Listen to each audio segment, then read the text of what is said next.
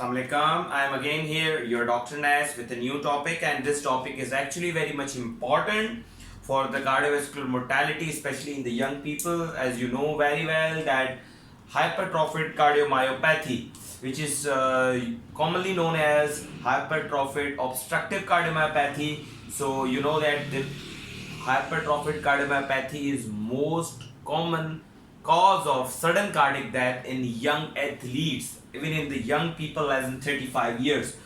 So we first of all we have to discuss about the definition and the pathophysiology and then the clinical features and the reasons of developing these clinical features in hypertrophic cardiomyopathy, and after that we will move towards the clinical findings in the your patient of hypertrophic cardiomyopathy, and then we will do the investigations and the management, and obviously we will do the genetic testing and how we will screen the first degree relatives of the patients of this hypertrophic obstructive cardiomyopathy.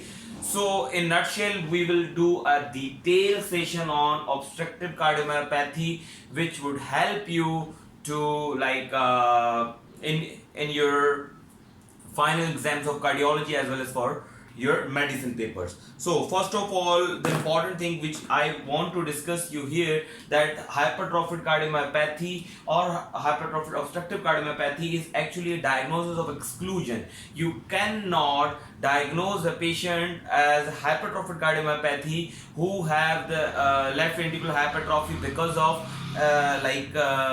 hypertension, because of any aortic abnormalities. So you must exclude these two most common causes of left ventricular hypertrophy. So actually, hypertrophic cardiomyopathy HCM is a diagnosis of exclusion. You cannot diagnose a patient HCM if he or she has aortic stenosis or subaortic stenosis or hypertrophy or uncontrolled hypertension, because LV hypertrophy because of uncontrolled hypertension, or he or she has an uncontrolled hypertension. So you must exclude all these things. Now we come towards that prevalent, how much this disease is actually common. So like 1 in 500. In 500 of population, you will find one patient with hypertrophic cardiomyopathy, and that one patient would be probably male, number one thing, and secondly, he or she would be probably athlete or something like in would be actively or like sort of a sportsman or woman. Okay, so the prevalence is 1:500, and you know that, as I told you, that HCM is the most common cause of sudden cardiac death in young population. Okay, as per AHA guidelines and the data given by the American Heart Association. Now I just want to make you understand that what is this HCM. HCM has actually three variants. One is the septal, in which there would be a unproportionally thickening of septum.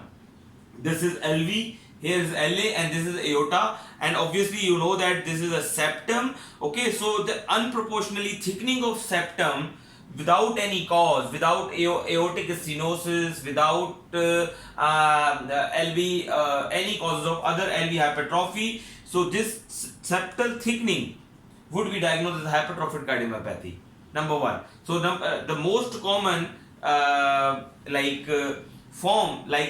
most common form, there are actually three variants of HCM. One is the septal, second is apical, and third is segmental. So the most common thickening in the HCM is actually at septum of your LV, and second most common is actually apical HCM, which is also commonly known as a Yamaguchi or apical hypertrophic cardiomyopathy, and third one is the segmental. Actually, this is apical, this is septal, and this is segmental. So if you find any hypertrophy in one segment and you don't have any other diagnosis or any cause for that segmental hypertrophy, so you can diagnose it as a segmental hypertrophic cardiomyopathy. Now the most important thing, obviously we will discuss later on about these things, about these why this septal is important, why this septum causes obstruction. We will discuss later on in a very detail, in all detail we will discuss all these things. Now first of all, we have to discuss here about the clinical features, that why a patient develop the clinical features with this hypertrophy, what thing make them sick with this hypertrophy. Okay, so heart failure. So when this septal hypertrophy would be here, then the LVDP pressure, this LVDP pressure would be rises, so the flow, actually blood coming from here, from LA to LV,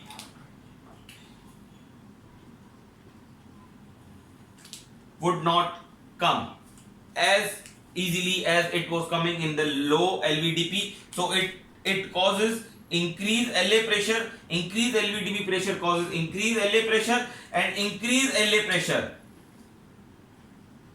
increased LA pressure causes LA dilatation, LA enlargement, and this LA enlargement causes increased blood pressure and pulmonary capillary wedge pressure. So actually this increased LVDP here in this hypertrophic cardiomyopathy causes LA enlargement or increased LA pressure, and this increased LA pressure causes the pulmonary capillary wedge pressure. And obviously you know that when pulmonary capillary wedge pressure increases, patient would go into heart failure, and that heart failure would be diagnosed as diastolic failure. Obviously that's why the symptoms of heart failure is most of the time because of the increased LVDP, decreased diastolic filling time, increased LV diastolic pressures, and increased heart rate. Obviously when there would be increased heart rate, then there would be a short diastole, and in that short diastole all fluid which is actually coming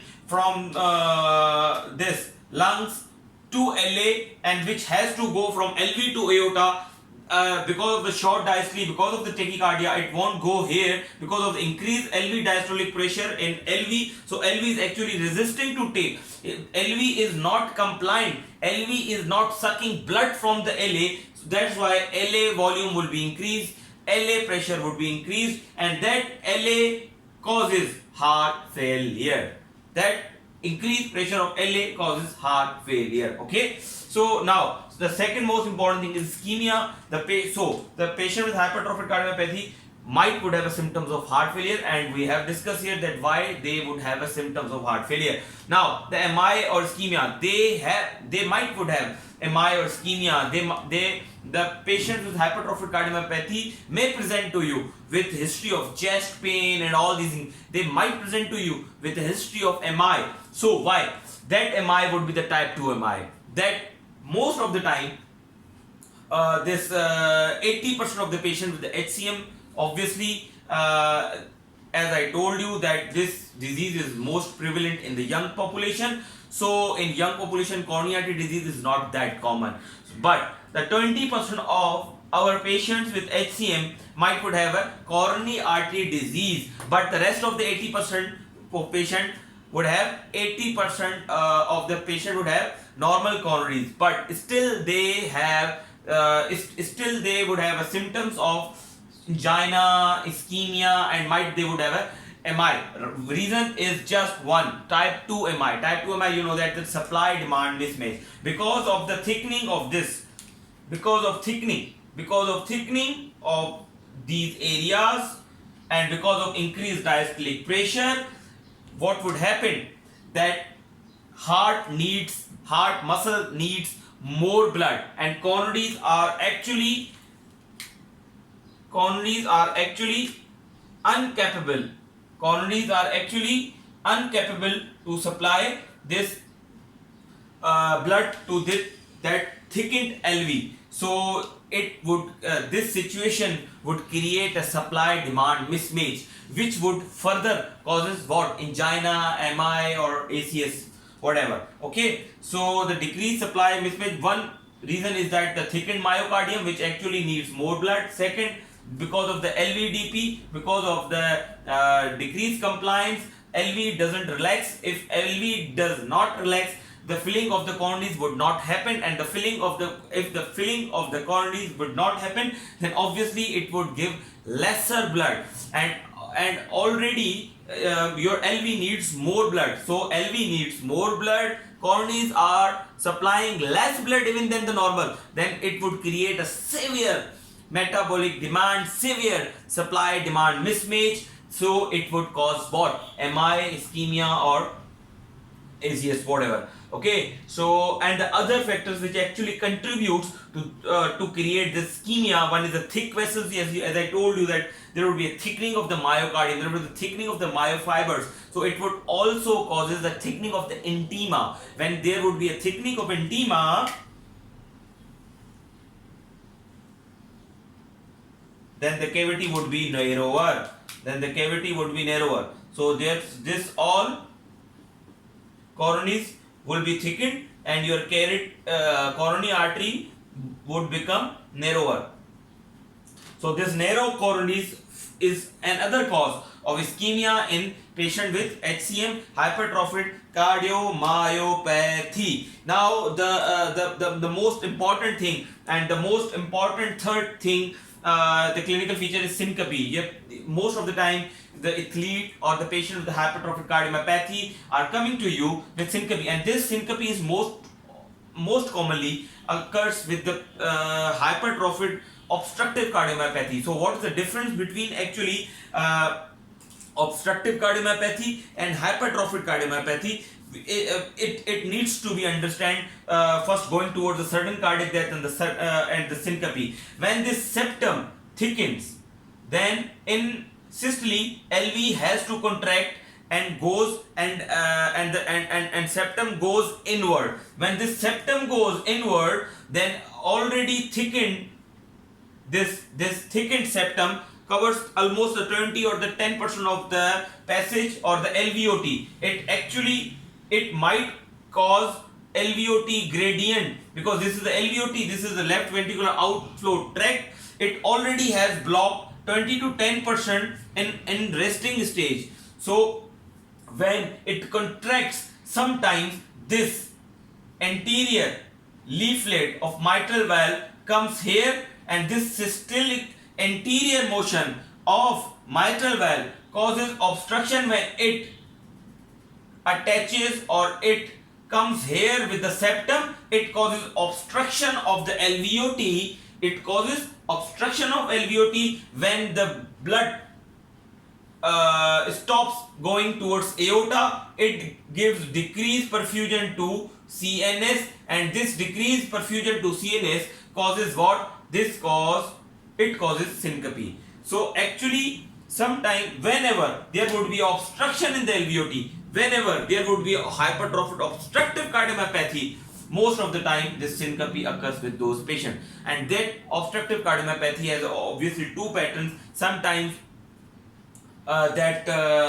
you would find the LVOT gradients on resting stage, when there would be a massive septal hypertrophy which cause like increased gradients of LVOT at the resting stage, and sometimes because of the systolic anterior motion plus septal thickening, they cause exercise or provocable gradient. When we provoke them, when we make them exercise, when we make them exertion, then that in exertion, due to increased contraction of the LV, this septum comes inward, and this systolic anterior motion comes to the septum and causes the obstruction, and because of that obstruction, it also called as hypertrophic obstructive cardiomyopathy. Okay, so now the most important thing is for us to discuss here is sudden cardiac death. Why sudden cardiac death occur?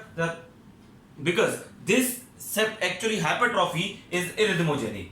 Whenever there would be hypertrophy or anything like scarring or thinning of the LV, because you know that in fibers we have a lot of conduction, because this myocardium has the capability to conduct the current, to conduct the impulses which is coming from the ST and the AV and which is going in like Purkinje fibers and like left bundle branch and right bundle branch and the posterior fascicle and the anterior. These all are the conduction tissue which is inside the myocardium, and there are further smaller conduction tissue which are given by these bigger branches which is coming from the AV, Purkinje and fascicles.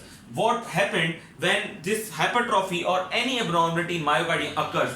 This tissue becomes arrhythmogenic tissue. Whenever there would be any irritation or any problem with that myocardium or increased contractility or anything, then they would cause what? They would generate impulses. Whenever this LV, obviously because of this hypertrophy, if LV has an arrhythmogenic capability, so it would cause what? It would cause tachycardia. Then obviously that tachycardia which is coming from the ventricle, it would become ventricular tachycardia, and might, because of irregularity or anything or any abnormality or any other things, or because there are a lot of other factors which can cause here arrhythmias. Number one is obviously that the arrhythmogenic, this hypertrophy. Number two, because of obstruction. This obstruction causes what? This obstruction causes decreased coronary flow. When that decreased coronary flow occurs because of this obstruction, it would give decreased blood supply to the CNS as well as to the coronaries, and this obviously, when there would be a decreased flow to the coronary, heart would go into the arrest. When that heart would go into arrest, then, because you know that obstruction is hyperdynamic, it would occur, and then on very next second, on very next moment, that obstruction would get relieved because of the diastole, and because this your anterior motion, the systolic motion of the anterior leaflet, mitral leaflet, comes into the systole. When diastole occurs, it comes back, then obstruction would get relieved. So when obstruction would get relieved, it would give the blood to the LV and the CNS, and then patient would get rise, and then patient would be fully conscious. That's why the transient loss of consciousness because of obstruction causes syncope, and when this event or this moment of obstruction causes any or give any trigger to this arrhythmogenic LV hypertrophy, it would generate the impulses and causes life-threatening arrhythmias such as VF and VT. I hope that I have made myself unambiguous to make you understand that there is only less than 1% per year chance in our patients of HCM to develop to face sudden cardiac death, but we have to rule out those patients who are at highest risk, and we will discuss this later on, because on those patients we have to put the intracardiac defibrillators, ICDs, for primary prevention of sudden cardiac death.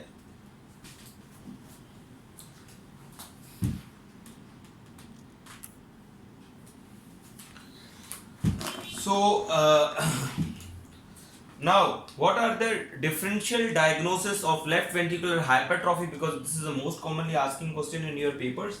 So how would you differentiate? What would you think when you will find a left ventricular hypertrophy on echocardiography? So number one is obviously long-standing hypertension. Long-standing hypertension, DDs of HCM. One is hypertension, long-standing, like chronic hypertension. Number two is ACE, severe aortic stenosis. Number three is amyloidosis. Number four, obviously what? Fabry's disease, Noonan's disease, Friedreich's ataxia. Number 6, Pompe disease. So these all are the differential diagnosis of left ventricular hypertrophy in your patients. Okay, in your patients with when you will find the left ventricular hypertrophy.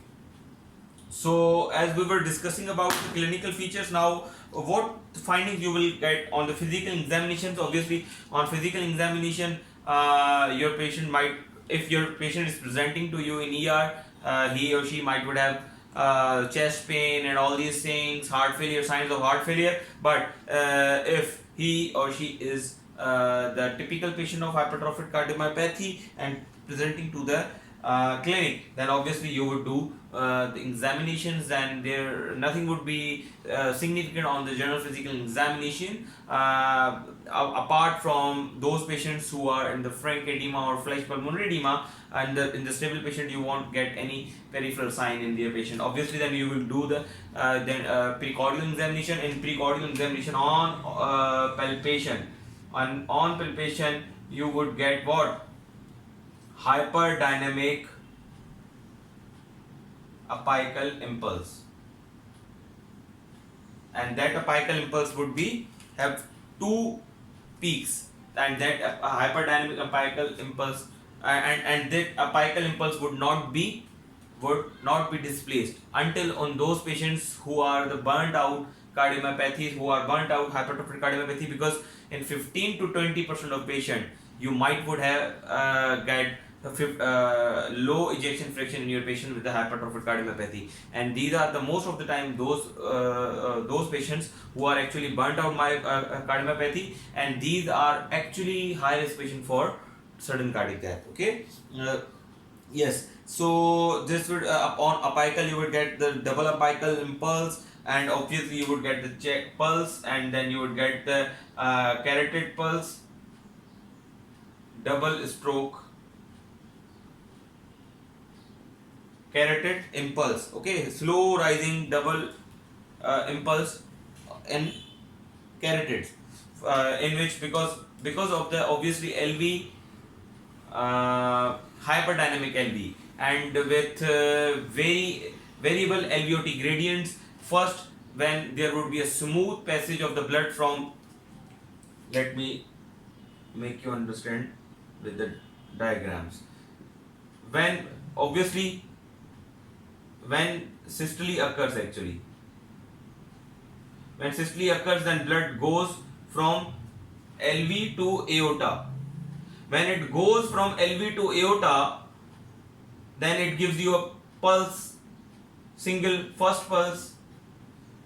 But when in systole, in the end or in the mid or in the mid systole, when this anterior leaflet comes towards the septum, and that septum comes towards the cavity, it gives obstruction. Then there would be a increased gradient, then the obstruction would be increased, and that passage would be decreased, and that LVOT would get obstructed, so it would give you a second impulse. When this obviously when it would give you a second impulse, when this in the end systole, this mitral leaflet would go back towards its position, and septum would move away from the cavity, away from the center, then it would give you a second impulse. Then that's why when you would palpate the patient with the hypertrophic cardiomyopathy, you would get two impulses, double stroke impulse. Okay.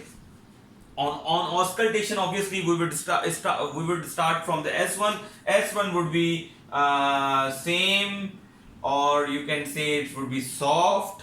Okay, and you can say it would be normal. But in S2 you have obviously two components. One is A2 and second is P2. Obviously you know that in normal S1 A2 closes first, then P2 closes. It means P2 closes after aortic A2. But in patient of hypertrophic cardiomyopathy, because of this increased LVOT gradients, aortic valve remain open. It has to remain open, because when this obstruction would get relieved, blood has to go towards the aorta to go into the system. That's why A2 closes later than P2. So in this hypertrophic cardiomyopathy patients, you would get the paradoxical S2, paradoxical A2, in which A2 closes after the P2. Okay. So yes, in sometimes you would find we were talking about the general physical examination, and sometimes you would find what large V waves. large V waves on JVP. Why you would find the large V waves on JVP? For this you have to understand